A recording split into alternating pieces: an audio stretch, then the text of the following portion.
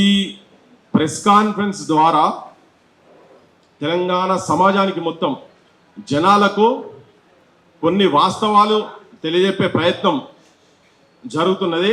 గత 10-15 రోజుల నుంచి సోషల్ మీడియాలో ప్రత్యూష కావచ్చు, జనార్దన్ కావచ్చు, విఠల్ కావచ్చు, నేను కావచ్చు, ఇంకా కొంతమంది మేమేదైతే గ్రూప్ 1కు సంబంధించినటువంటి అంశంలో రిజల్ట్స్ ఏదైతే డిక్లేర్ అయినాయో దానికి సంబంధించిన వాటి గురించి, దాని లోపల ఎంత మోసం జరిగింది, కుట్రలు చేసిండ్రు, దగాలు చేసిండ్రు, దారుణాలకు తెగబడ్డరో ఇవన్నీ సమాజం ముందు ఉంచేటువంటి ప్రయత్నం చేస్తూ ఉన్నాం. ఇవన్నీ కోర్టులోకి ఈ ఇష్యూస్ అన్ని అంటే ఎట్లా దుర్మార్గాలు ఎట్లెట్లా చేసిండ్రు, మోసం ఎట్లెట్లా చేసిండ్రు అనే దానికి అనౌన్స్ చేసేటప్పుడేమో 100 మార్కులు హైయెస్ట్ అని చెప్పి అనౌన్స్ చేస్తుంది టీజీపీఎస్సీ. కానీ ఒక ఆస్పిరెంట్కు పరీక్ష రాసినటువంటి పిల్లగానికి తెలంగాణ ఉద్యమానికి సంబంధించినటువంటి దాంట్లో 122 మార్కులని ఆయనకేమో మార్క్ షీట్లు వస్తుంది. కానీ వాళ్ళు అనౌన్స్ చేసిన 100 అని. ఈయన పోతాడు, ఆడికి పోతాడు, పిల్లగాడు పోతాడు, ఆడ పోయి అరే ఇదేంది మీరు గిట్ల అనౌన్స్ చేసిరు, నాకు ఇన్ని మార్కులు వచ్చాయనగానే ఆ పిల్లని అక్కడక్కడ కూర్చోబెట్టిండ్రు, బెదిరించిండ్రు, భయపట్టించిండ్రు, మత్పరిచిండ్రు. నా దగ్గర వీడియో కూడా ఉన్నది, ఏమేమి జరిగిందో అంత వీడియో కూడా ఉన్నది. వాళ్ళు ఆ పిల్లగాడు చెప్పిందే వీడియో ఉన్నది. ఏమైంది తెలియదు, 10 నిమిషాల తర్వాత చూస్తే ఆ డేటాబేస్ అందులో ఉండదు.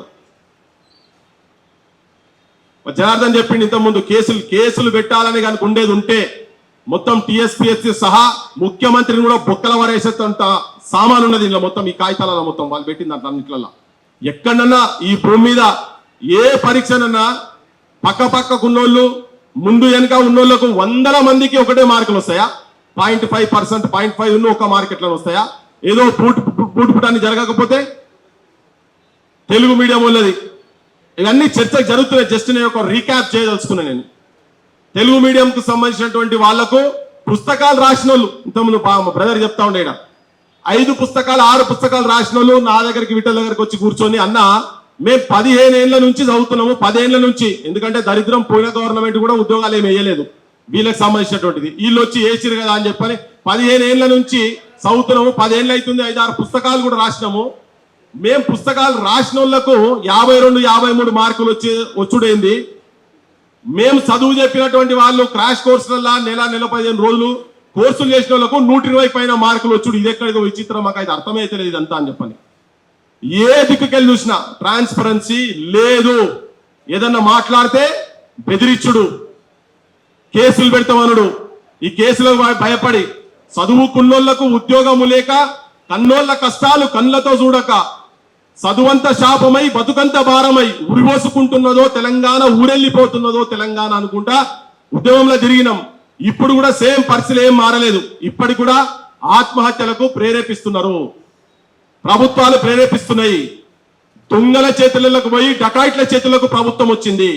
చాలా గంటపదంగా చెప్తున్నా నేను, డకాయిట్ల చేతులలో ఉన్నది. ఇంతకుముందు ఆలీబాబా 40 దొంగలు పోయి 400 దొంగలు అన్నాం, ఇప్పుడు డకాయిట్ గాళ్ళ చేతులలో తెలంగాణ ఉన్నది. కనీసం పిలిచి ప్రజా ప్రభుత్వం లేదు, మన్ను లేదు, ఇదంతా ఉట్టి బక్వాస్.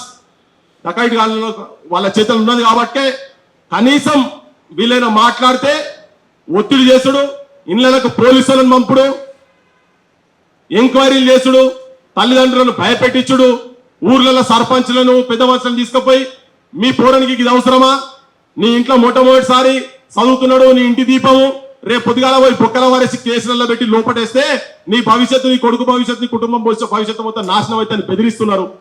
ఇట్లా బయటకు వస్తుంది వెనక ముందు అవుతున్నారు. తెగించు అట్లో ఇట్లో జనార్దన సొంటోలు ఆడ బాంబే లేదు శృతి అని ఫోన్ చేస్తే చాలు గంటలు మేమైతే కూర్చొని ఇదంతా తీస్తుంటే విఠలు, నేను, రవి, ఈ టెక్నికల్ సంబంధించినటువంటి శ్రీనివాస్ కావచ్చు, ఎంత గంటలు కూర్చుంటే ఎంత ఘోరంగా ఉన్నదంటే అందరినీ ఈడ కూర్చున్న కాడికి బండి వచ్చింది దీనిలో వారేసుకొని పోవాలా, తీసుకుపోయి డైరెక్ట్ జైల్లో కూర్చోవాలా, జైలు కూడలు తినాలి. తిహార్ జైల్లో అతి ఘోరమైనటువంటి ట్రీట్మెంట్, దేశాల కన్నా ఘోరమైనటువంటి ట్రీట్మెంట్ ఇచ్చి బొక్కల వారేసేంత దమ్మున్నది. దీన్ని కరెక్ట్ కనుక ఎవరైనా చేయగలిగేది ఉంటే ఎవరి దగ్గరికి పోలే, అన్ని రాజకీయ పార్టీల దగ్గర. నేను చాలా క్లుప్తంగా చెప్తున్నా, నేను అన్ని రాజకీయ పార్టీల దగ్గరికి సీన్ చెప్పింది ఇంతకుముందు, మీరు అందరు రాని మేము బయట ఉంటామని చెప్పి. అయ్యా వాళ్ళకి కేసులు అయితే మీరు బయటకు వచ్చి కొట్లాడు, బయటికి రమ్మని. మీ కేటీఆర్, ప్రవీణ్ కుమార్ పోయి ఢిల్లీ దాకా గాలి ఓటర్లో పట్టుకొని పోయినారు కదా, మరి కపిల్ సిబల్ తోటి పిటిషన్ వేయించిండ్రు. తర్వాత ఏమైంది మరి? ఎందుకు ఆగిండ్రు? దేని గురించి ఆగిండ్రు? దీని వెనుక మర్మం ఏంటిది? ఇవాళ పొద్దుగాలని హనుమకొండకెళ్ళి వస్తున్నాయి, మీటింగ్ గురించి హనుమకొండకెళ్ళి వస్తుంటే ఒక 50-60 కార్ల కాన్వాయ్ పోతున్నది, కేటీఆర్ కాన్వాయ్ పోతున్నది. ఆయన డీజిల్ పైసలు ఇవాళ ఒక్కటి రోజు ఆయన పెట్టినటువంటి పైసలు ఒక్కటి కోర్టులో అడ్వకేట్లకు ఇస్తే ఈ కేసు గెలుస్తుంది. ఈమని చెప్పు, పోయి తీసుకుపోయి ఈమని చెప్పి వేదిక మీద మాట్లాడు. ఏం కాదు, మాకు వేదిక మీద మస్తు మాట్లాడతారు. జనార్దన్ చెప్పింది నేను అగ్రి చేస్తలేను నేను, కానీ మస్తుగా మాట్లాడతారు. ఉకదుంపుడు ఉపన్యాసాలు మస్తుగా మాట్లాడతారు, కానీ కార్యాచరణ కావాలి. ఏం చేస్తున్నారు ఈ ప్రభుత్వం మీద? వాళ్ళు కొట్లాడతారు. నీ ఎమ్మెల్యేలు మొత్తం ఇయాటి నుంచి రేపటి నుంచి నేను అన్నం దినం ఇది మొత్తం ఎక్కడిదక్కడ దీని మీద ఒక సిబిఐ ఎంక్వైరీయో జుడిషియల్ ఎంక్వైరీ పడే వరకు టీఆర్ఎస్ పార్టీ నా ప్లీనరీ కూడా 25 సంవత్సరాల సక్సెస్ ను అంటున్నావు కదా. 40 లక్షల మంది గుండెలు కన్నీళ్లతో గారుతున్నాయి ఒక్కొక్కరి. అరే ఎక్కడ చూసినా ఎవరిని మాట్లాడితే తలిగిస్తే చాలు, మాట్లాడితే చాలు శోక సముద్రంలో పోతున్నారు. నీ పార్టీ డిసిషన్ తీసుకోమని చెప్పు. కేసీఆర్ గారికి చెప్పండి, మాట చెప్పండి. రేపటి నుంచి ఆయన అన్నం తినకుండా కూర్చోమని చెప్పండి. రాష్ట్రాన్ని మొత్తం అల్లకల్లలో చేద్దాం, ముఖ్యమంత్రి దివోస్తాడు చేద్దాం. అరే మామూలు పిల్లలను, ఆడపిల్లలను నౌకరు చేసుకుని ఆడపిల్లల ఆఫీసుల దగ్గరికి కూడా పోయి పోలీసులు పోయి నౌకర్లు పోయేటట్టు చేస్తే ఆత్మహత్య చేసుకుంటున్నారు. ఇప్పటికి ముగ్గురు చచ్చిపోయారు, తెలిసి ముగ్గురు చచ్చిపోయారు, తెలియకుండా ఎంతమంది చచ్చిపోతారో తెలియదు.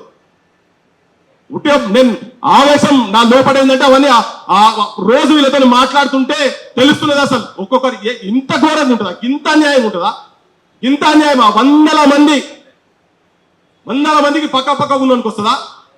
ఏం పరీక్షలు రాబాయి నాకు అర్థమైతే లేదు. ఈయనకైతే ఆయన ఎన్నాడు ఈ ముఖ్యమంత్రి గ్రూపులు రాసినోడు కాదు, ఆయనకు సివిల్ సర్వీస్ తెలియదు, మన్ను తెలియదు, మసాల కాంట్రాక్టర్లు, రియల్ ఎస్టేట్ ఎమ్మెల్యేలు, ఎంపీలు వాళ్ళకు బాసు ఒక గుంపు మేస్త్రి ఆడ పోయి కూర్చున్నాడు, సర్వనాశనం చేసి పడేస్తున్నాడు. రాష్ట్రాన్ని మొత్తం సర్వనాశనం చేస్తున్నారు.